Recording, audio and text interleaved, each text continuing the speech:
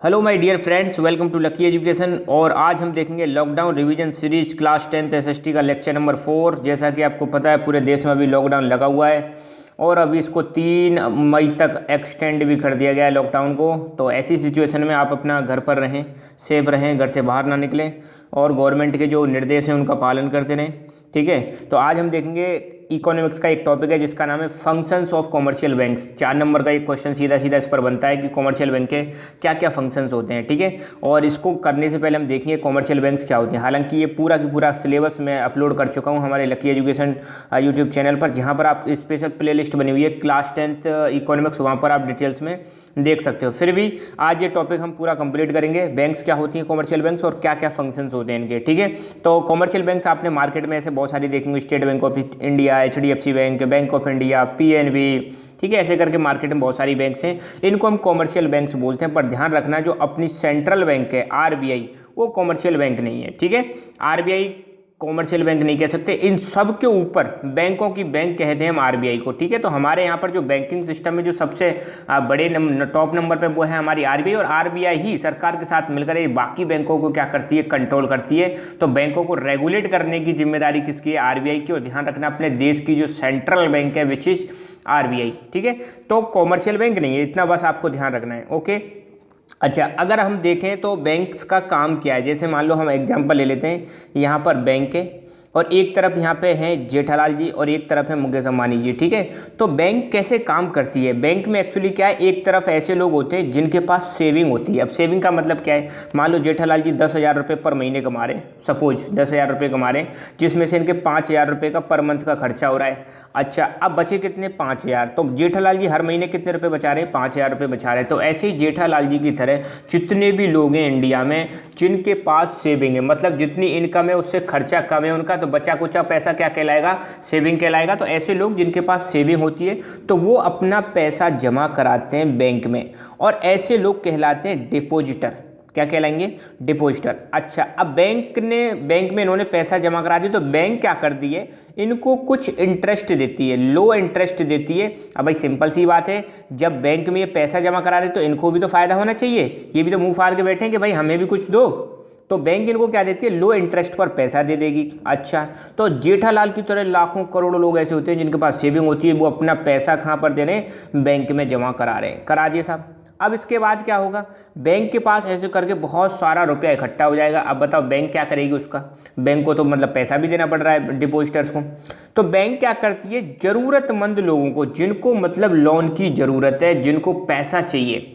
ठीक है, अब जैसे मान लो मुकेश अंबानी जी हैं, हालांकि अब इनको एक फैक्ट्री स्टैब्लिश करनी है, कोई इंडस्ट्री लगानी है, तो इंडस्ट्री लगाने के लिए करोड़ों रुपए चाहिए।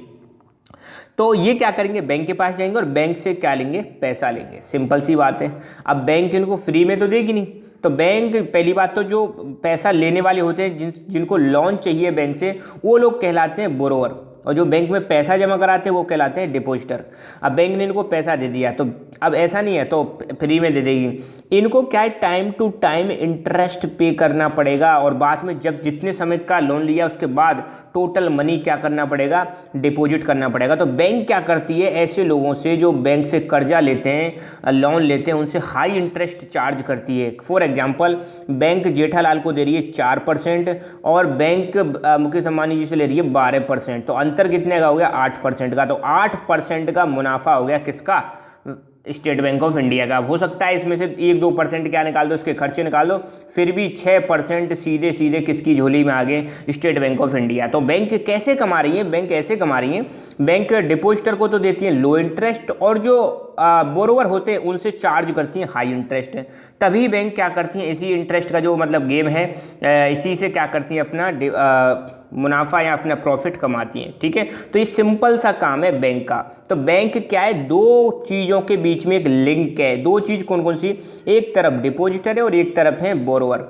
डिपॉजिटर को पैसा, डिपॉजिटर जो होते हैं अपना पैसा जो होता है, जो सेविंग वाला मनी होता है, उसको बैंक में जमा कराते हैं और बैंक बदले में इनको लो इंटरेस्ट देती है। और दूसरी चीज़, बैंक के पास जो मनी है वो बोरोवर को देती है, और बोरोवर से बैंक बहुत ही ज़्यादा क्या लेती है, हाई इंटरेस्ट लेती है, और साथ ही साथ में जितने समय के लिए पैसा दिया होता है उसके बाद उस समय तक की समय सीमा में वो बोरोवर्स को पैसा बैंक में जमा कराना पड़ता है। ठीक है, तो ये सिंपल सा फंडा है, आपको याद रखना है कि जो बैंक्स होती हैं एक तरफ डिपॉजिटर्स होते हैं और एक तरफ बोरोवर्स होते हैं। डिपॉजिटर को हम सेवर्स भी बोल सकते हैं, जिनके पास मनी है। तो बैंक में ये वो लोग अपना पैसा जमा करा सकते हो, जब चाहें जब पैसे को विड्रॉ भी कर सकते हैं, पैसे को निकाल भी सकते हैं। बैंक बोरोवर्स को लोन देती है और बोरोवर्स को अपना लोन को रीपे करना पड़ेगा विद इंटरेस्ट। ध्यान देना, बैंक जो सेवर्स को इंटरेस्ट देती है वो कम होती है और बोरोवर्स से जो इंटरेस्ट लेती है वो ज़्यादा होती है, और इसी इंटरेस्ट के डिफरेंस की वजह से बैंक क्या करती है, अपना प्रॉफिट कमाती है। अब एक बार डेफिनेशन देख लेते हैं कि कॉमर्शियल बैंक्स क्या होती हैं। पहली बात तो ये फाइनेंशियल इंटरमीडियरीज है।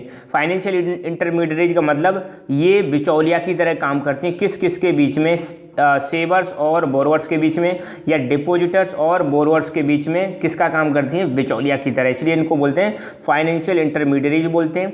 People who have extra amount of money as their saving deposit their money in the bank, in return they get reasonable interest from the bank. तो मैंने बताया था, ऐसे लोग जिनके पास एक्स्ट्रा मनी होता है, अपने खर्चे को निकाल कर पैसा बचता है जिसको हम सेविंग कहते हैं, वो लोग बैंक में अपना पैसा जमा कराते हैं और बैंक बदले में उनको रीजनेबल इंटरेस्ट देती है। रीजनेबल मतलब एक सही उचित मात्रा में जो होती है वो देती है, पर ये इंटरेस्ट कम होती है।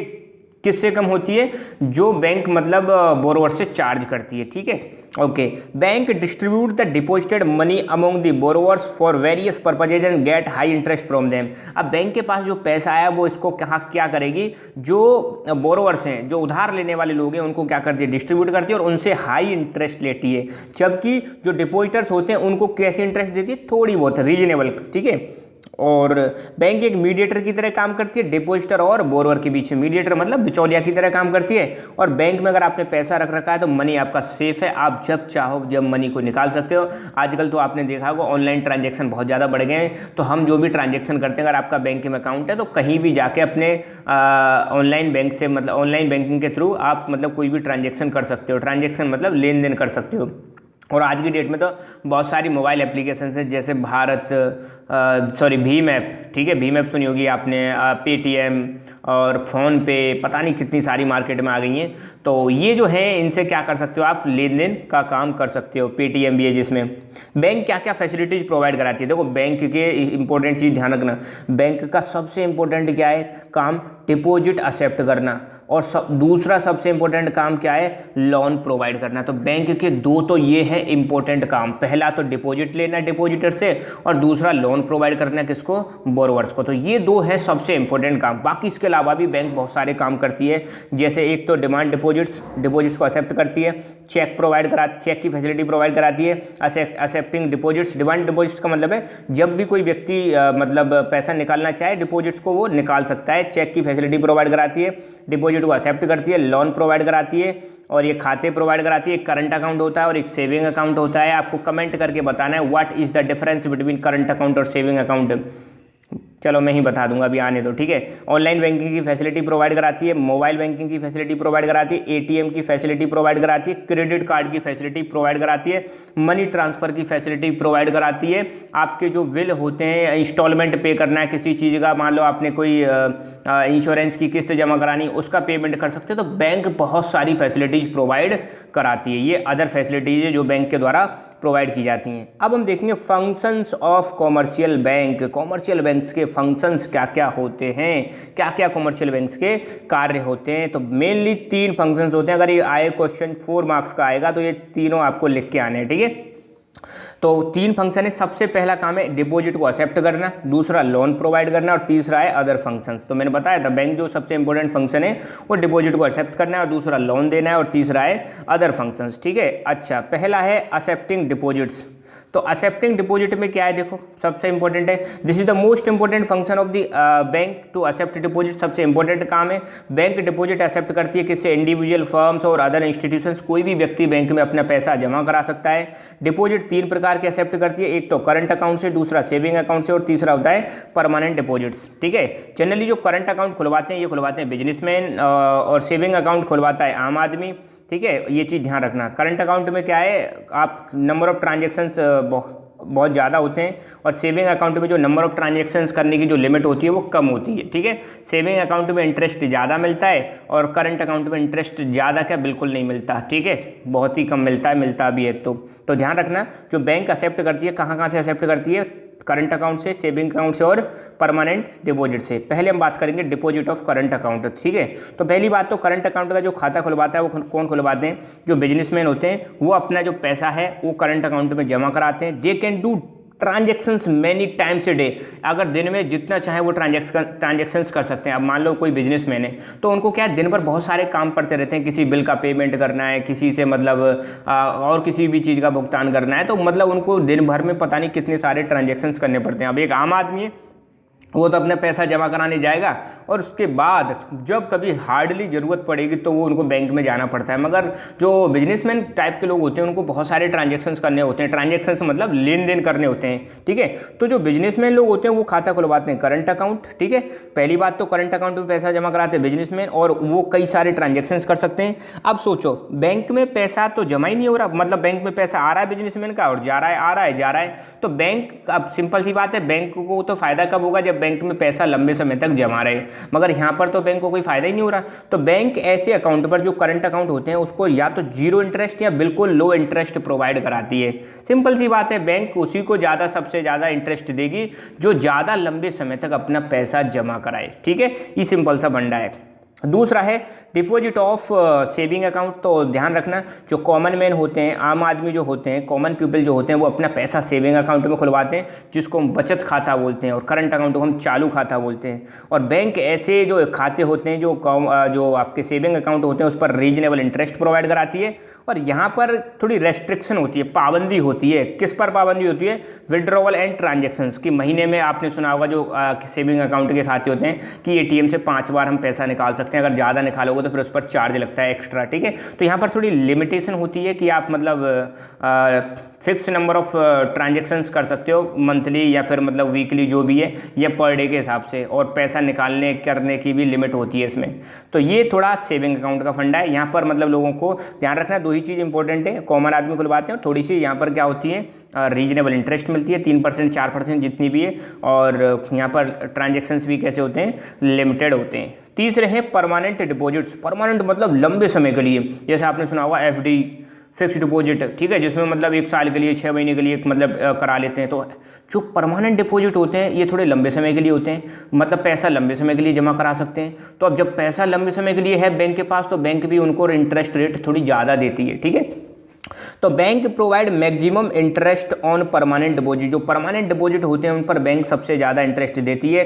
And their time duration is long, so they are known as fixed deposit. इनका जो टाइम ड्यूरेशन होता है वो थोड़ा लंबा होता है, इसलिए इनको बोलते हैं फिक्स्ड डिपॉजिट। मतलब डिपॉजिट जो है फिक्स कर दिया, हो सकता है 6 महीने के लिए, 1 साल के लिए, 2 साल के लिए, 3 साल के लिए, 4 साल के लिए, 5 साल के लिए, कितना भी हो सकता है। तो ऐसे जो डिपॉजिट होते हैं जो थोड़े लंबे समय के लिए होते हैं, वहाँ पर इंटरेस्ट मिलेगी सबसे ज़्यादा। और सेविंग अकाउंट में थोड़ी रीजनेबल, और करंट पे तो बिल्कुल ना मिलेगी आपको। ठीक है, तो फायदा किसमें, अगर आपके पास अच्छी सेविंग है तो आपको क्या कराना चाहिए, फिक्स डिपॉजिट कराना चाहिए, एफडी करानी चाहिए। ठीक है, ओके। बैंक का दूसरा इंपॉर्टेंट काम है लोन प्रोवाइड कराना। बैंक ने पैसा तो एक्सेप्ट कर लिया 3 जगह से, आपने करंट अकाउंट से एक्सेप्ट कर लिया, सेविंग अकाउंट से भी एक्सेप्ट कर लिया, परमानेंट डिपॉजिट्स भी एक्सेप्ट कर लिए। अब तीसरा है, मतलब दूसरा फंक्शन है लोन देना। सिंपल सी बात है, बैंक के पास जो पैसा है बैंक उसको अपने पास तो रखेगी नहीं, तो बैंक उसको क्या देगी, लोन में घुमाएगी पैसे को। ठीक है, और लोन किसको देगी, बोरोवर्स को देगी। और लोन आपको पता है मार्केट में बहुत सारे प्रकार के लोन्स होते हैं, जैसे educational loan, personal loan, home loan, business loan, और 2 व्हीलर लोन, 4 व्हीलर लोन, पता नहीं कितने सारे टाइप्स के लोन है। बहुत प्रकार के क्या हैं, लोन्स प्रोवाइड किए जाते हैं, किसके द्वारा, बैंक्स के द्वारा। और इसलिए अपने सुना होगा, आपके पापा या इनको फ़ोन वोन आते रहते होंगे कि आप सर लोन ले लीजिए, लोन ले लीजिए। तो बैंक की मजबूरी होती है लोन देना। बैंक जितने ज़्यादा लोन देगी बैंक को उतना ही ज़्यादा फ़ायदा होगा। इसलिए बैंक वाले क्या करते हैं, अगर आपका नंबर मिल गया तो आपको पीछे पड़ जाते हैं, सर लोन लीजिए, लोन लीजिए बहुत सस्ती रेट पर। ओके, तो सबसे इंपॉर्टेंट काम क्या है बैंक का, लोन प्रोवाइड करना। तो bank provide loan to all sectors of economy. Comment करके बताना है इकोनॉमी के कितने सेक्टर्स होते हैं, विद एग्जांपल, एक 2 एग्जांपल देके बताने हैं आपको। इकोनॉमी के 3 सेक्टर होते हैं, उन तीनों के एग्जांपल देके बताने। ये क्वेश्चन आ चुका है, ध्यान रखना, इकोनॉमिक्स में 1 मार्क्स का। तो बैंक जो इकोनॉमी के तीनों सेक्टर्स हैं, जैसे एग्रीकल्चर, इंडस्ट्रीज और बिजनेस, इनको क्या करती है, लोन प्रोवाइड कराती है। और मैंने बताया था लोन कई प्रकार के होते हैं। अब आम आदमी है, गरीब लोगों के लिए जो लोन होते हैं उस पर इंटरेस्ट रेट कम होती है, होम लोन पर इंटरेस्ट रेट कम होती है, मगर अगर पर्सनल लोन लेना है तो उस पर इंटरेस्ट रेट ज़्यादा होती है। तो अलग अलग टाइप्स के लिए जो इंटरेस्ट रेट है बैंक की वो क्या है, अलग अलग होती है। And rate of interest on loan is more than bank gives to depositors. और सीधी सीधी बात है, बैंक जो इंटरेस्ट रेट लेती है बोरोवर से वो ज़्यादा होती है बजाय किसके, जो बैंक इंटरेस्ट देती है किसको, बोरोवर्स, डिपॉजिटर्स को। ठीक है, जैसे जेठालाल को जो बैंक पैसा दे रही, इंटरेस्ट दे रही थी वो 4% थी, हमने एग्जांपल जस्ट मान के चल रहे हैं, और मुकेश अंबानी जी से ले रही थी वो 12% थी। तो ध्यान रखना, जो डिपॉजिटर्स से जो डिपॉजिटर्स को बैंक इंटरेस्ट देती है उससे ज़्यादा लेती है किससे, बोरोवर्स से, और तभी तो बैंक का मतलब खर्चा पानी निकलेगा। अब देखेंगे बैंक के अदर फंक्शंस, इसके अलावा बहुत सारे और भी फंक्शंस होते हैं, जैसे बिल कलेक्ट करना, चेक कलेक्ट करना, लॉकर की फैसिलिटी प्रोवाइड करना, इंश्योरेंस के जो प्रीमियम्स हैं उनको भरना, और बहुत सारे स्टैटिस्टिकल डेटा प्रोवाइड करना, मतलब डाटा कलेक्ट करना कि कहाँ कहाँ कितना कितना लोन दिया, और उसको जो बहुत सारी एजेंसीज होती हैं जो मतलब क्या करते हैं, डेटा रिलीज करती हैं कि इंडिया में किस किस बैंक ने कितना कितना लोन दिया या किस किस सेक्टर में कितना कितना लोन दिया गया है, जिससे हम अपनी इकोनॉमिक कंडीशन डिसाइड करते हैं देश की, कि हमारे देश की इकोनॉमिक कंडीशन कैसी है। तो बहुत सारी एजेंसीज को जो स्टैटिस्टिकल डेटा प्रोवाइड कराती है, मनी ट्रांसफ़र की फैसिलिटी प्रोवाइड कराती है। बैंक में आप जाओ और आप कहीं भी अपना पैसा ट्रांसफ़र कर सकते हो, अपने मित्र को, अपने दोस्त को, अपने या भाई बहन, किसी को भी जो बाहर आप मतलब क्या कर सकते हो, पैसा ट्रांसफ़र कर सकते हो। और economic development and financial inclusion में बैंक का बहुत ही बड़ा रोल है। एक कमेंट करके और बताना what do you mean by financial inclusion, ये मैं इकोनॉमिक्स के लेक्चर्स में करा चुका हूँ। ठीक है, तो ये हुए हमारे अदर फंक्शंस। तो यहाँ पर हमारा बैंक वाला जो टॉपिक है वो कंप्लीट हुआ। तो आप हमारा Telegram channel lucky education join कर सकते हो। यहाँ पर हमने सारा की सारा स्टडी मटेरियल क्लास 10 का प्रोवाइड करा रखा है। आप यहाँ से चैप्टर का नाम डालना, सर्च करना, और आपको सारे चैप्टर्स मिल जाएंगे और नोट्स डाउनलोड कर सकते हो, पढ़ सकते हो। ठीक है, so thank you so much, keep learning, keep enjoying, and God bless you all.